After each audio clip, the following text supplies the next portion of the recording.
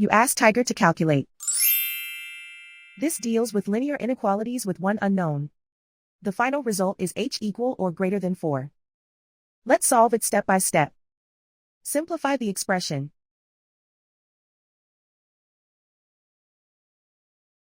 Group all constants on the right side of the inequality.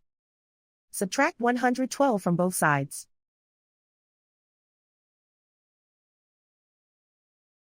Group like terms.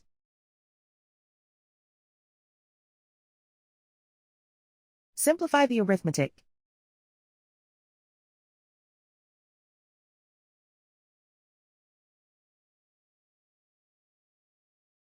Isolate the h.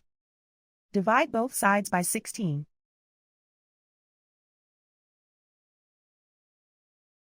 Simplify the fraction.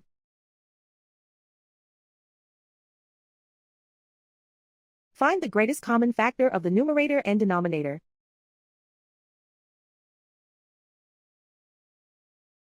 Factor out and cancel the greatest common factor.